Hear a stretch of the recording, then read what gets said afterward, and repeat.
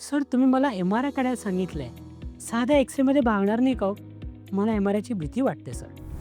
हा प्रश्न तुम्ही तुझ्या डॉक्टरांना नक्की विचारत असाल.